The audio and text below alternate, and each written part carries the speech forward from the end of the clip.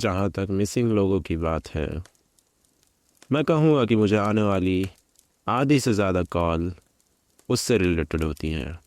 बाकी rescue calls होती हैं, लोग क्लिफ से गिर जाते हैं और हर्ट हो जाते हैं, आग से जल जाते हैं। तुम यकीन नहीं करोगे ये कितना ऑफन होता है। मोस्टली ड्रंक किड्स होते हैं, या फिर जानवर या कीड़े उन्हें काट लेते हैं।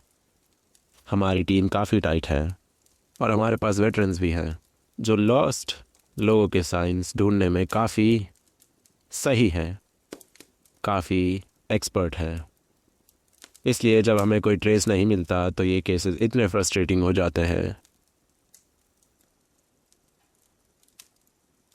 एक केस इन पर्टिकुलर हम सब के लिए काफ़ी अपसेटिंग था, क्योंकि हमें उनका ट्रेस मिला तो सही, पर उससे आंसर्स मिलने के बजाय क्वेश्चंस और खड़े हो गए। एक ओल्डर मैन अकेला एक वेल एस्टेब्लिश्ड ट्रेल पे हाइकिंग कर रहा था, पर उसकी वाइफ ने कॉल किया कि वो टाइम पे घर नहीं आया। अपेरेंटली उसे सीजर्स की हिस्ट्री थी। सीजर्स मतलब दौरे, और वो वरिड थी कि शायद उसने अपनी मेडिसिन नहीं ली और ट्रेल पे उसे सीजर आ गया। इससे पहले कि तुम मुझसे पूछो, मुझे कोई आइडिया नहीं कि उसे अकेले जाना ओके क्यों लगा, या वो उसके साथ क्यों नहीं गई। मैं ऐसी चीज़ें नहीं पूछता, क्योंकि एक पॉइंट के बाद इट रियली डजेंट मैटर। कोई मिसिंग है और मेरा काम उन्हें ढूंढना। हम स्टैंडर्ड सर्च फॉर्मेशन में निकले और जल्दी एक वेट को साइंस भी मिल गए। वो बंदा ट्रेल से हट गया था। हम ग्रुप अप हुए और उसे फॉलो किया। हम फैन शेप में फैल गए ताकि ज़्यादा से ज़्यादा ग्राउंड कवर कर सके। अचानक रेडियो पे कॉल आई कि सब वेट की लोकेशन पर वापस आओ, और हम तुरंत गए, क्योंकि इसका मतलब यूजुअली ये होता है कि मिसिंग पर्सन इंजर्ड है और उसे सेफली निकालने के लिए फुल टीम चाहिए। हम वापस मिले और वो वेट बस एक पेड़ के नीचे खड़ा था और उसने अपने हाथ अपने सर पे रख रखे थे। मैंने अपने बड़ी से पूछा क्या चल रहा है। उसने पेड़ की ब्रांचेस की तरफ इशारा किया। मुझे अपनी आंखों पे यकीन नहीं हो रहा था। वहाँ ज़मीन से कम 30 फीट ऊपर एक ब्रांच से वॉकिंग स्टिक लटक रही थी। हैंडल पे छोटा सा स्ट्रैप होता है। वो ब्रांच के अराउंड लूप किया हुआ था और वो बस वहाँ लटक रही थी। कोई चांस ही नहीं था कि उस बंदे ने उसे इतनी दूर ऊपर फेंका हो, और हमें वहाँ उसके होने का कोई और साइन भी नहीं दिखा। हमने पेड़ पे आवाज़ लगाई, पर ऑब्वियसली वहाँ कोई नहीं था। हम सब बस हैरानी में सर खुजा रहे थे। हम उस बंदे को ढूंढते रहे, पर वो हमें कभी नहीं मिला। हम अपने कैनाइन भी लाए, पर उन्होंने पेड़ से काफ़ी पहले ही सेंड लूज़ कर दी थी। इवेंचुअली सर्च कॉल ऑफ कर दी गई, क्योंकि दूसरी कॉल भी अटेंड करनी होती है, और एक पॉइंट के बाद हम ज़्यादा कुछ नहीं कर सकते। उस बंदे की वाइफ महीनों तक हमें डेली कॉल करती रही, पूछती थी कि क्या उसका हस्बैंड मिला, और हर बार उसे और ज़्यादा होपलेस होते सुनना दिल तोड़ने वाला था। पता नहीं ये कॉल इतनी अपसेटिंग क्यों थी, पर मुझे लगता है ये बस उस सिचुएशन की शीर इम्प्रॉबेबिलिटी की वजह से था। और वो सवाल जो वहाँ खड़े हुए थे, आखिर उस बंदे की केन वहाँ ऊपर कैसे पहुँची? क्या किसी ने उसे मार दिया और वो केन वहाँ एक वियर्ड ट्रॉफी की तरह फेंक दी? हमने ढूंढने की पूरी कोशिश की, पर वो ऑलमोस्ट एक टॉन्ट जैसा लगा। हम आज भी कभी कभी उस केस के बारे में बात करते हैं। मिसिंग किड्स वाले केसेस सबसे हार्ट ब्रेकिंग होते हैं। सर्कमस्टांसेस कुछ भी हो, ये कभी इजी नहीं होता, और हम हमेशा ड्रेड करते हैं जब हमें पर होता ज़रूर है। मैं एक ऐसा केस शेयर करूंगा जो मैंने पर्सनली विटनेस किया, और मैं उसके बारे में बहुत सोचता हूँ। एक माँ और उसके 3 बच्चे पार्क के एक एरिया में पिकनिक के लिए गए थे, जहाँ एक छोटी लेक है। एक 6 साल का, एक 5 साल का, और तीसरा अराउंड 3 साल का। वो उन पे बहुत क्लोजली नज़र रख रही थी, और उसके हिसाब से उसने उन्हें एक पल के लिए भी अपनी साइड से दूर नहीं किया। उसने वहाँ किसी और को देखा भी नहीं था, जो कि इम्पॉर्टेंट है। उसने सामान पैक किया और वो पार्किंग एरिया की तरफ वापस जाने लगे। अब ये लेक वुड्स में बस 2 माइल्स अंदर थे और वहाँ एक बहुत क्लियर और इस्टेब्लिश्ड ट्रेल है, रास्ता है। वहाँ से पार्किंग एरिया तक जाने में खोना ऑलमोस्ट इम्पॉसिबल है, अनलेस कोई जानबूझ के रास्ते से हट जाए। उसके बच्चे उसके आगे चल रहे थे, तभी उसे पीछे से किसी के आने की आवाज़ आई। वो पीछे घूमी और बस उन 4 सेकंड में जब वो नहीं देख रही थी, उसका 5 साल का बेटा गायब हो गया। उसे लगा कि वो पी करने के लिए ट्रेल से साइड में गया है, तो उसने बाकी दोनों से पूछा कि वो कहाँ गया है। दोनों ने बताया कि जंगल में से एक big man with a scary face निकला, बच्चे का हाथ पकड़ा और उसे ट्रीज़ के अंदर ले गया। बाकी दोनों बच्चे बिल्कुल भी अपसेट नहीं लग रहे थे। इनफैक्ट उसने बाद में बताया कि ऐसा लग रहा था कि जैसे उन्हें ड्रग किया गया हो। वो थोड़े स्पेजी और फजी थे। तो ऑफ कोर्स वो फ्रीक आउट हो गई और पागलों की तरह एरिया में अपने बच्चे को ढूंढने लगी। वो उसका नाम चिल्ला रही थी और उसने कहा कि एक पॉइंट पे उसे लगा कि उसने बच्चे की आवाज़ भी सुनी। अब ऑब्वियसली वो अंधाधुंध जंगल में नहीं भाग सकती थी, क्योंकि उसके पास 2 और बच्चे थे। तो उसने पुलिस को कॉल किया और हमें इमीडिएटली भेजा गया। हमने सर्च शुरू की, जो कई माइल्स तक चली, पर हमें उस बच्चे का एक सिंगल ट्रेस भी नहीं मिला। कैनाइंस कोई सेंट पिक नहीं कर पाए, कोई कपड़े नहीं मिले, कोई झाड़ियाँ नहीं टूटी थी, लिटरली कुछ नहीं जिससे पता चले कि बच्चा वहाँ था। थोड़े टाइम के लिए माँ पे सस्पिशन था, पर वो क्लियर था कि वो इस सब से पूरी तरह टूट चुकी थी। हमने हफ्तों तक वॉलंटियर्स के साथ मिलकर ढूंढा, पर इवेंचुअली सर्च ढीली पड़ गई और हमें मूव ऑन करना पड़ा। लेकिन वॉलंटियर्स ढूंढते रहे और एक दिन रेडियो पे कॉल आई थी कि एक बॉडी मिली है और रिकवर करनी है। जब लोकेशन बताई तो किसी को यकीन नहीं हुआ। हमने सोचा कोई और बच्चा होगा, पर हम वहाँ गए जहाँ से वो गायब हुआ था, वहाँ से ऑलमोस्ट 15 माइल्स दूर, और श्योर इनफ वो उसी बच्चे की बॉडी थी। मैं आज तक फिगर आउट करने की कोशिश कर रहा हूँ कि वो बच्चा वहाँ पहुँचा कैसे। एक वॉलंटियर वहाँ बस ऐसे ही चेक कर रहा था, ऑन द ऑफ चांस की बॉडी वहाँ डंप की गई हो। वो एक ऊंची रॉकी स्लोप के बेस पे गया और आधे रास्ते ऊपर उसे कुछ दिखा। उसने अपने बाइनोकुलर्स निकाले और उनसे देखा। वो एक छोटे लड़के की बॉडी थी जो रॉक की एक छोटी ओपनिंग में ठूसी हुई थी। उसने शर्ट का कलर पहचान लिया और कॉल कर दी। हमें बॉडी नीचे लाने में घंटा लग गया और हम में से किसी को अपनी आंखों पे यकीन नहीं हुआ। ना सिर्फ वो बच्चा 15 माइल्स दूर था, बल्कि वहाँ ऊपर उसका खुद जाना इम्पॉसिबल था। वो स्लोप बहुत ख़तरनाक थी, हमारे क्लाइंबिंग गियर्स के साथ भी मुश्किल था। एक 5 साल का बच्चा वहाँ नहीं चढ़ सकता था, मैं श्योर हूँ। सिर्फ यही नहीं, उस बच्चे के शरीर पे एक खरोच तक नहीं थी। उसके शूज़ गायब थे, पर फीट गंदे या डैमेज नहीं थे। तो ऐसा भी नहीं था कि कोई जानवर उसे घसीट के वहाँ ले गया हो। और जहाँ तक हम बता सकते हैं, वो ज़्यादा पहले नहीं मरा था। उसे गायब हुए 1 महीना हो चुका था, पर ऐसा लग रहा था कि वो बस 1 या 2 दिन पहले ही मरा है। हमारे बॉस ने बाद में कंफर्म किया कि वो एक्सपोजर से मरा था, ठंड से जम के, शायद हमारे ढूंढने से 2 दिन पहले। कोई सस्पेक्ट नहीं, कोई आंसर नहीं। आज तक ये मैंने देखी सबसे अजीब चीज़ों में से एक है।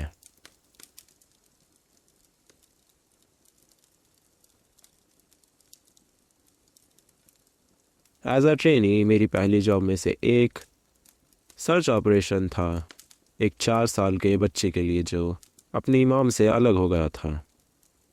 ये उन केसेस में से था जहां हमें पता था कि हम उसे ढूंढ लेंगे, क्योंकि डॉग्स स्ट्रॉन्ग सेंट ट्रेल पे थे और हमें क्लियर साइंस दिख रहे थे कि वो एरिया में ही है।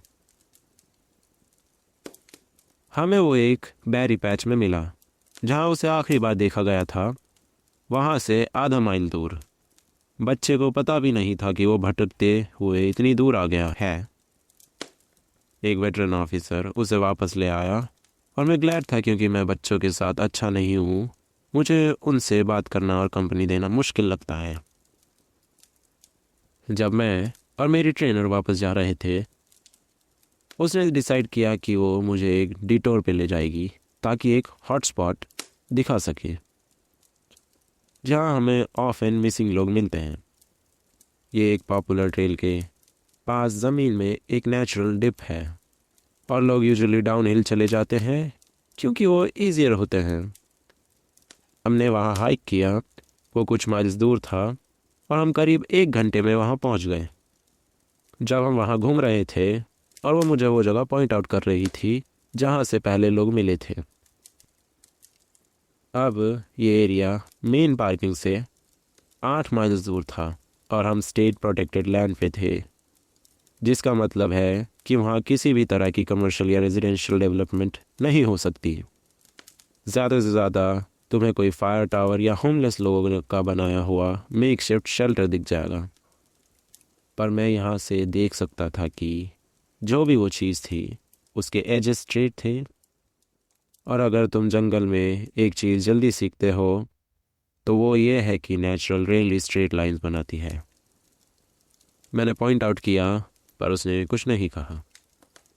वो बस पीछे खड़ी रही और मुझे आगे जाके चेक करने दिया। जब करीब 20 फीट पास गया और मेरी गर्दन के बाल खड़े हो गए। वो एक स्टेयरकेस था, बिल्कुल जंगल के बीचों बीच। अगर सही कॉन्टेक्स्ट होता तो ये सबसे नॉर्मल चीज़ होती। वो बस एक नॉर्मल स्टेयरकेस था, बेज कारपेट के साथ करीब 10 स्टेप्स ऊंची। पर किसी घर में होने के बजाय जहाँ उसे होना चाहिए था वो यहाँ जंगल के बीच में थी।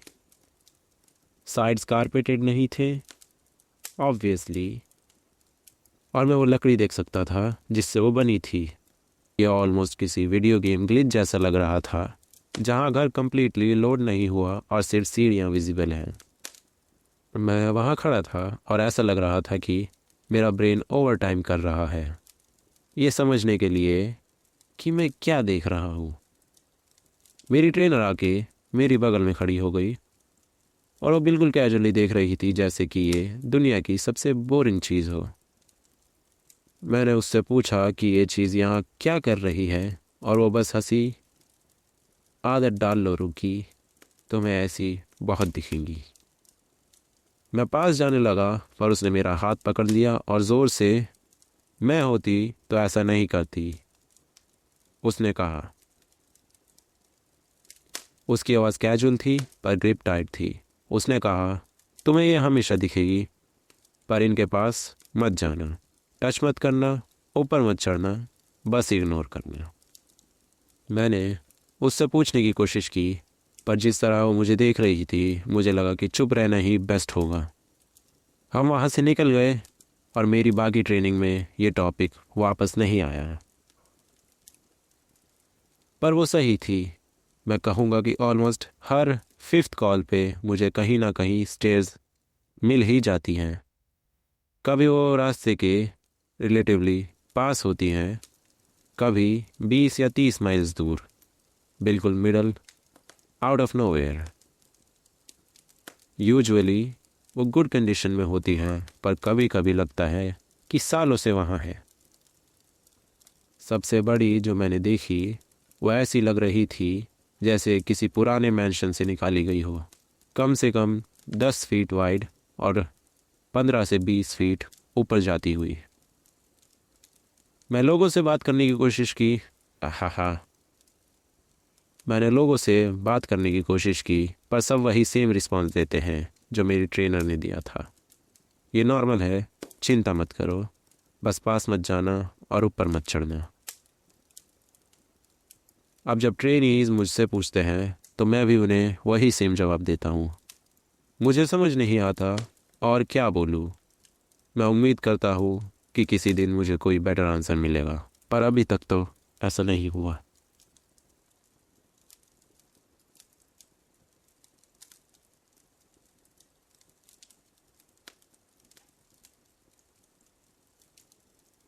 ये वाली स्टोरी थोड़ी कम स्पूकी है और ज़्यादा सैड है।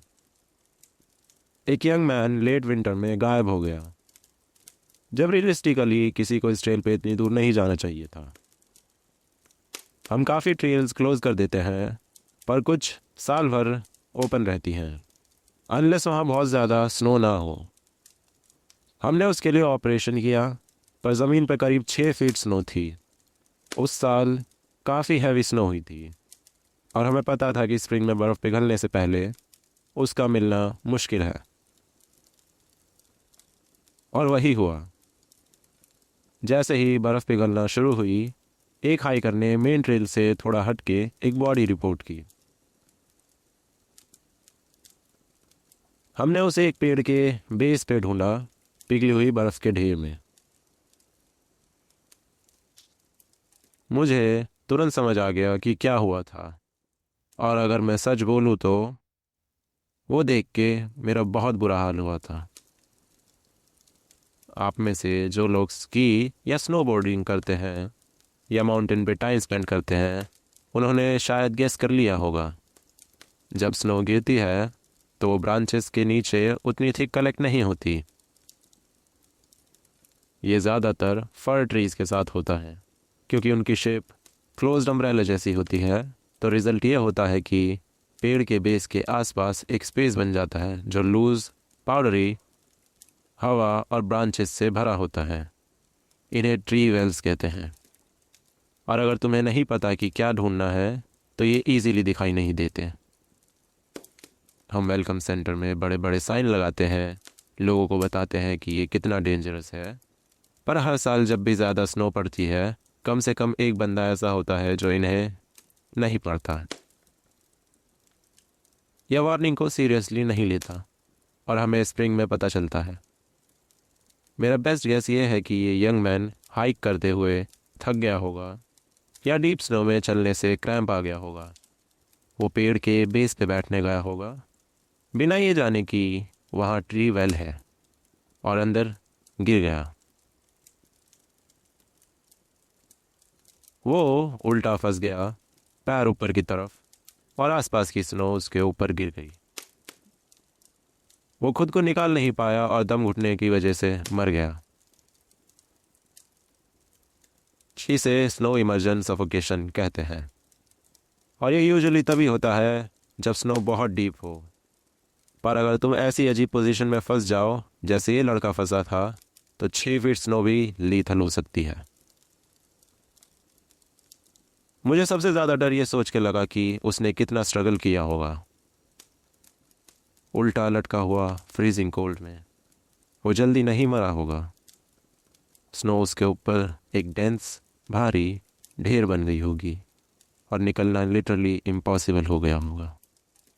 जैसे जैसे सांस लेना मुश्किल हुआ, उसे पता चल गया होगा कि क्या हो रहा है। मैं इमेजिन भी नहीं कर सकता उसने अपनी आखिरी मोमेंट में क्या सोचा होगा।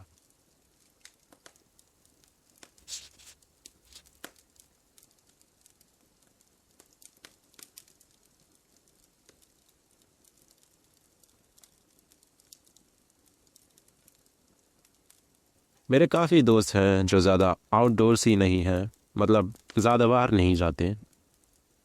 वो ऑफन मुझसे पूछते हैं कि क्या मैंने कभी कॉल्स के दौरान गोटमैन को देखा है। अनफॉर्चुनेटली या शायद फॉर्चुनेटली मेरे साथ ऐसा कुछ नहीं हुआ। आई गेस सबसे क्लोजेस्ट वो ब्लैक आइड मैन वाली चीज़ थी, पर मैंने वहाँ कुछ देखा नहीं था। हाँ, एक कॉल थी जहाँ कुछ सिमिलर हुआ था, पर मैं श्योर नहीं हूँ कि मैं उसे गोटमैन बोल सकता हूँ या नहीं। हमें एक रिपोर्ट मिली थी कि एक ओल्डर वुमेन ट्रेल पे बेहोश हो गई है, और उसे नीचे लाने के लिए हेल्प चाहिए। हम हाइक करके वहाँ पहुँचे जहाँ वो थी, और उसका हस्बैंड बुरी तरह परेशान था। वो भाग के एक्चुअली जॉग करके हमारे पास आया और बताया कि वो ट्रेल से थोड़ा हट के कुछ देख रहा था जब उसकी वाइफ पीछे से चिल्लाने लगी। वो भाग के वापस आया तो वो ट्रेल पे बेहोश पड़ी थी। हमने उसे बैकबोर्ड पे लिया, और जैसे ही हम उसे वेलकम सेंटर ले जा रहे थे, उसे होश आया और वो फिर चिल्लाने लगी। मैंने उसे शांत किया और पूछा कि क्या हुआ था। एग्जैक्ट वर्ड तो याद नहीं कि उसने क्या कहा, पर एसेंशियली हुआ ये था, वो अपने हस्बैंड का वेट कर रही थी जब उसे एक बहुत अजीब सी आवाज़ सुनाई दी। उसने कहा कि वो किसी बिल्ली जैसी आवाज़ थी, पर कुछ तो गड़बड़ थी और उसे समझ नहीं आ रहा था क्यों। वो थोड़ा आगे गई ताकि ठीक से सुन सके और आवाज़ पास आती हुई लगी। उसने कहा कि वो जितना पास आ रही थी उसे उतना अनईजी फील हो रहा था, जब तक फाइनली उसे समझ नहीं आ गया कि गड़बड़ क्या थी। मुझे ये पार्ट अच्छे से याद है क्योंकि ये इतना वेird था कि मैं चाह के भी इसे भूल नहीं सकता। वो एक बिल्ली नहीं थी, वो एक आदमी था जो बार बार मियाऊ बोल रहा था। बस म्याऊं म्याऊं म्याऊं। पर वो आदमी नहीं हो सकता क्योंकि मैंने आज तक किसी आदमी की आवाज़ ऐसे बज़ होते हुए नहीं सुनी। मुझे लगा मेरा हेयरिंग एड ख़राब हो रहा है, पर मैंने एडजस्ट किया और वो तब भी बज़ी साउंड कर रहा था। वो बहुत बुरा था। वो पास आ रहा था पर मैं उसे देख नहीं पा रही थी, और वो जितना पास आ रहा था मुझे उतना डर लग रहा था। और आखिरी चीज़ जो मुझे याद है वो ये कि पेड़ों के बीच से एक शेप बाहर आई गेस तभी मैं बेहोश हो गई। अब ऑब्वियसली मैं थोड़ा परप्लेक्स था कि कोई बंदा वुड्स में लोगों पे म्याऊ म्याऊ क्यों चांट करेगा। तो नीचे पहुंचने के बाद मैंने अपने सुपीरियर को बोला कि मैं एरिया सर्च करने जाऊंगा ताकि देख सकूं अगर कुछ मिले तो। उन्होंने हाँ बोल दिया। मैंने रेडियो उठाया और वापस वहाँ हाइक किया जहाँ वो बेहोश हुई थी। मुझे कोई नहीं दिखा तो मैं 1 माइल और आगे गया और वापस आते वक्त मैं ट्रेल से हट गया ये देखने के लिए कि वो कहाँ से आया होगा। सनसेट होने वाला था और मेरा अकेले रात में रुकने का कोई मन नहीं था, तो मैं सोच ही रहा था कि कल आके चेक करूँगा। लेकिन वापस आते हुए मुझे दूर से कुछ सुनाई दिया। मैं रुका और आवाज़ लगाई कि अगर कोई है तो सामने आए। आवाज़ ना पास आई ना लाउड हुई, पर वो बिल्कुल किसी आदमी की तरह थी जो एक अजीब मोनोटोन में म्याऊ म्याऊ बोल रहा हो। मैं उस डायरेक्शन में गया जहाँ से मुझे लगा कि आवाज़ आ रही थी, पर मैं कभी पास नहीं पहुँच पाया। ऐसा लग रहा था जैसे वो हर डायरेक्शन से आ रही हो। इवेंचुअली वो फेड आउट हो गई और मैं वापस आ गया। मुझे वैसी और रिपोर्ट्स नहीं मिली और वहाँ वापस जाने पे भी आवाज़ दोबारा नहीं सुनाई दी। हो सकता है कोई बेवकूफ़ बच्चा लोगों के मज़े ले रहा हो, पर मानना पड़ेगा कि वो वेयर्ड तो था।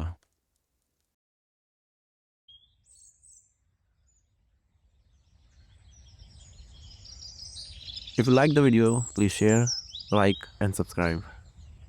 That means a lot. And see you next time in another video. Take care, stay safe.